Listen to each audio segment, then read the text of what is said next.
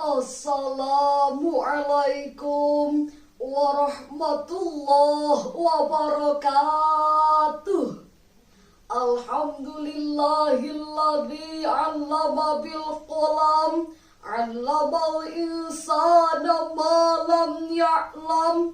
Assalatu wassalamu ala sayyidina Muhammadin khairil bayan wa ala alihi wa ashabihi zawil fadli wal irfan. Amma ba'du. Dewan Hakim yang kami hormati, pemirsa sebangsa dan setanah air yang kami banggakan, Maurice Bucaille dalam bukunya Le Bible Quran et le Science menyatakan Al-Quran merupakan kitab suci yang relevan dengan ilmiah modern.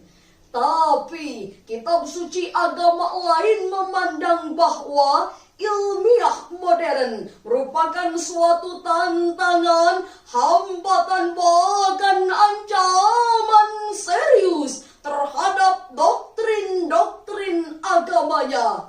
Konsekuensinya, kaum cendik-cendikia harus dikucilkan, disingkirkan, bahkan dibunuh dengan cara-cara keji dan mengerikan.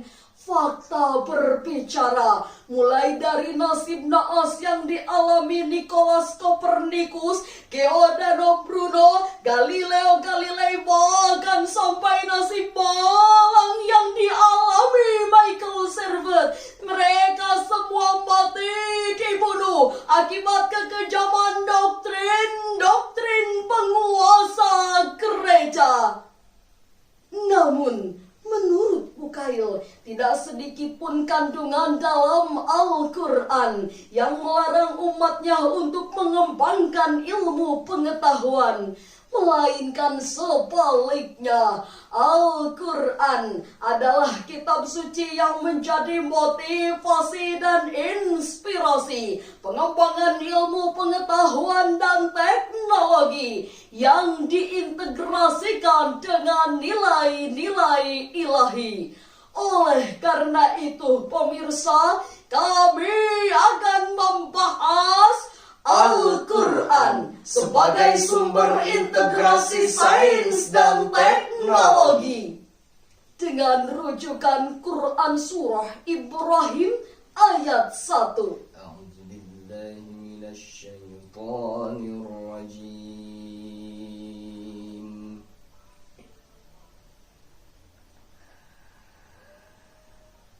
Bismillahirrahmanirrahim. Alif Lam Ra.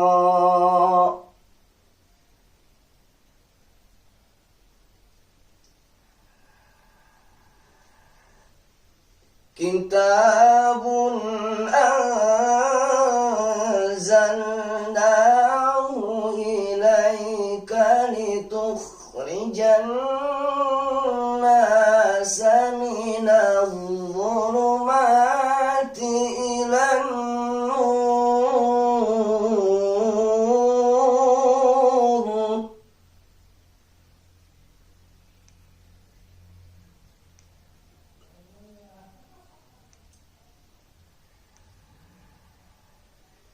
Litukhrijan nasa minadh-dhulumati ilan nuri bi'izni rabbihim ila siratil azizil hamid.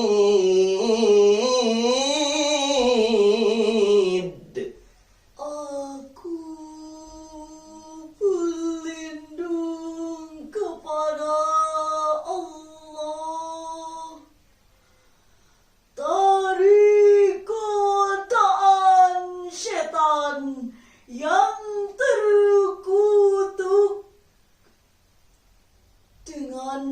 menyebut nama Allah yang Maha Pengasih lagi Maha Penyayang.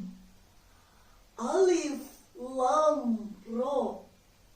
Ini adalah kitab yang kami turunkan kepada Muhammad agar engkau mengeluarkan manusia dari kegelapan menuju cahaya terang benderang dengan izin Tuhan mereka, yaitu menuju jalan Tuhan yang Maha Perkasa lagi Maha Terpuji. Dewan Hakim yang arif dan bijaksana, pemirsa dimanapun Anda berada, dalam ayat tersebut terdapat informasi tentang misi diturunkannya Al-Quran oleh Allah Subhanahu wa Ta'ala, yakni litukhrijan nasa minadh-dhulumati ilan nur,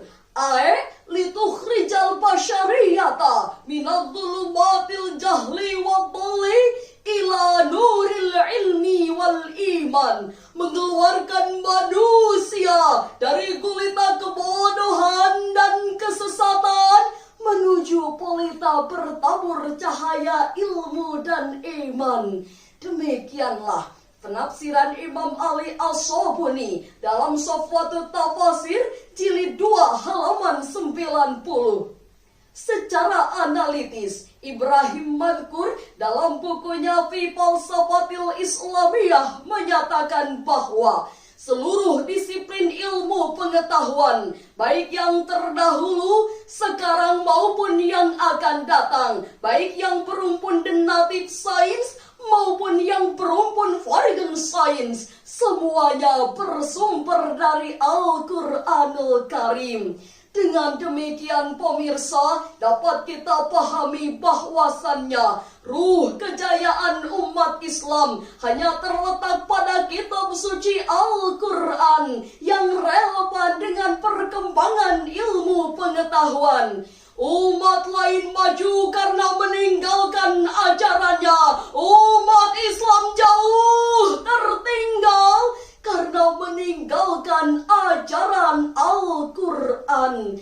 Inilah esensi yang terkandung pada sabda Rasulullah Sallallahu Alaihi Wasallam. Taraktu fikum amroini ma in tamassaktum bihima la tadillu abada, kitaballahi wa sunnata rasulihi. Telah aku tinggalkan dua perkara, selama berpegang teguh pada keduanya kalian tidak akan sesat selamanya, yakni kitab Allah dan sunnah Rasulnya.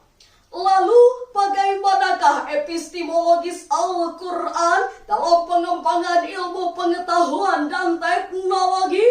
Sebagai jawabannya, kita renungkan Quran Surah Al-Alaq ayat 1-5. اقرأ باسم ربك الذي خلق خلق الإنسان من علق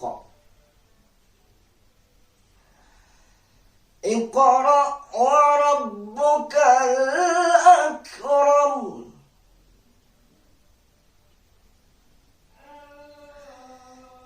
الذي علم بالقلم علم الإنسان ما لم يعلم الذي علم بالقلم علم الإنسان ما صدق الله العظيم. Bacalah dengan menyebut nama Tuhanmu yang menciptakan. Dia menciptakan manusia mulia dari segumpal darah. Bacalah, dan Tuhanmulah yang maha mulia, yang mengajarkan manusia dengan pena. Dia mengajarkan manusia dari apa yang tidak diketahuinya. Maha benar Allah nan maha agung. Dewan Hakim yang kami hormati, pemirsa yang berbahagia, ayat tersebut merupakan wahyu pertama yang diterima Rasulullah Sallallahu Alaihi Wasallam, yang diawali dengan silatul lil amr, yang diulang sampai 2 kali. Mengapa diulang? Syekh Mustafa Al-Maraghi dalam tafsirnya menjelaskan, li'annal qira'ata la taksimuhal fasu illa bitikrarin wa ta'widin ala ma kharrat bihil adah. Membaca tidak akan merasuk ke dalam kalbu, meresap ke dalam ingatan dan menghujam pada sadupari, kecuali setelah diulang-ulang dan dibiasakan. Pembiasaan membaca inilah pemirsa sebagai media allamal insana malam ya'lam. Demikian pula esensi perintah Allah, afala ta'lamun, afala tubsirun, afala ta'qilun. Dengan motivasi pesan-pesan ilahi ini, Islam berhasil melakukan integrasi agama dengan ilmu pengetahuan, sehingga berhasil menciptakan ilmuwan sekaligus agamawan, berhasil menciptakan ulama sekaligus cendekiawan. Namun sayang 1000 sayang pemirsa, saat ini kejayaan umat Islam hanya bisa kita kenang, karena umat Islam saat ini termasuk umat Islam Indonesia merupakan umat yang terbelakang, terlemah, jauh tertinggal dibandingkan bangsa-bangsa lainnya. Kita jauh tertinggal dari Amerika yang ateis, kita jauh tertinggal dari Korea yang Konfusianis Taois, kita jauh tertinggal dari Jepang yang Buddhis Taois.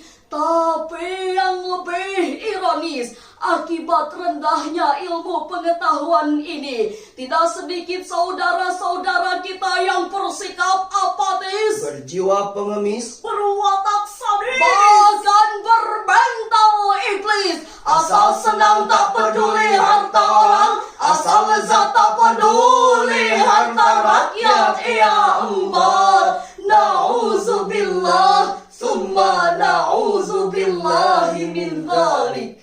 Oleh karena itu, kami menghimbau pada seluruh pemirsa, terutama para pemuda, para santri dan para mahasiswa, mulai saat ini kita berkewajiban untuk mengembalikan kejayaan Islam yang pernah diraih.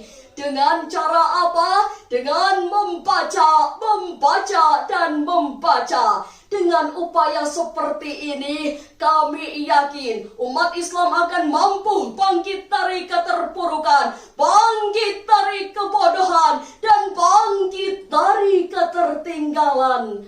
Akhirnya, dari uraian ini dapat disimpulkan bahwa Al-Quran merupakan sumber integrasi antara ilmu pengetahuan dan teknologi. Oleh karena itu, integrasi ilmu pengetahuan dan agama hanya akan terwujud apabila kita selaku umat Islam telah menjadi ahlul Quran dengan melakukan tadarus, tadabbur dan tafahum terhadap ayat-ayat Al-Quran, sehingga mulai saat ini hiasi hidup kita dengan Al-Quran agar hidup terarah, hiasi hidup dengan ilmu agar mudah, dan hiasi hidup dengan cinta agar indah. Semoga kita semua selaku umat Islam diangkat harkat martabatnya oleh Allah Subhanahu wa Ta'ala. Amin ya Rabbal Alamin. Sekian dan demikian. Wallahul muwafiq ila aqwamit thariq. Wassalamualaikum warahmatullahi wabarakatuh.